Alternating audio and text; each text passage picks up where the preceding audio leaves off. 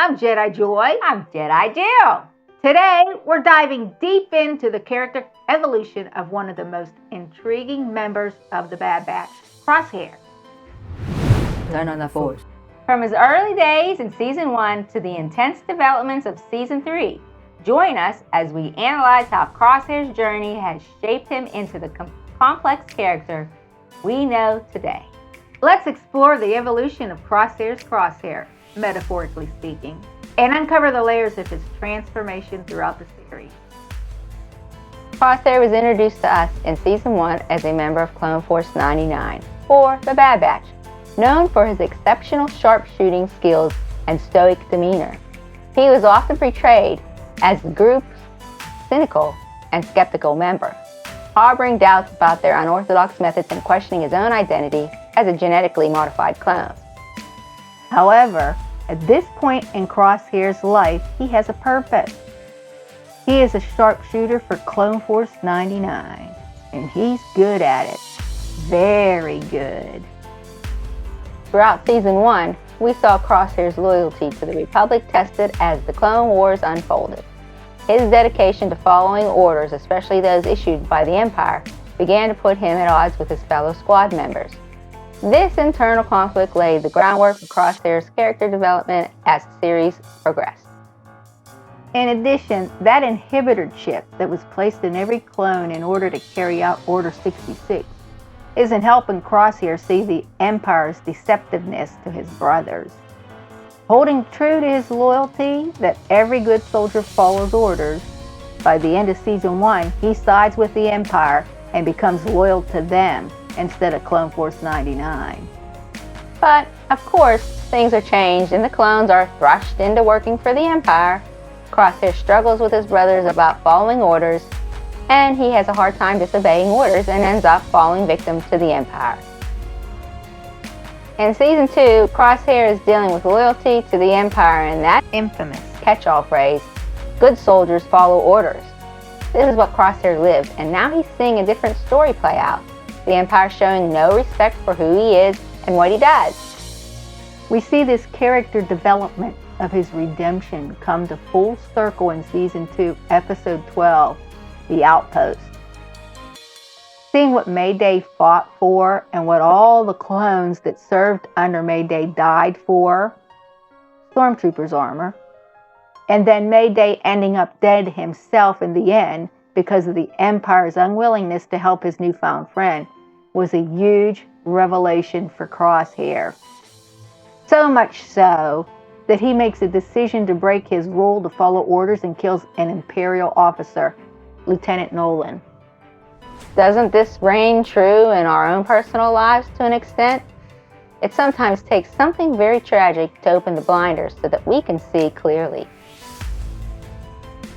Crosshair's decision to align himself with the Empire showcased the depths of his internal struggles and the influence of external forces on his character. Despite his actions, there were glimpses of conflict and doubt, hinting at a more complex and nuanced individual beneath the surface. And we saw that change in Crosshair in Episode 12, The Outpost. In Season 3, we see Crosshair in a new light. He's changed quite a bit. Early on in Season 3, when Crosshair is in prison on Tantus, he states to Omega, "Don't worry about me, I belong here." He was feeling guilt and remorse for what he had done to his brothers. You can thank Omega for not giving up on Crosshair even when he gave up on himself. We all need Omegas in our life, don't we? In addition to having the guilt and remorse, he has another issue that he's dealing with. Poor Crosshair. Yet another struggle to overcome. And I say poor Crosshair because it's now that we, the viewers, start to really like Crosshair and root for him.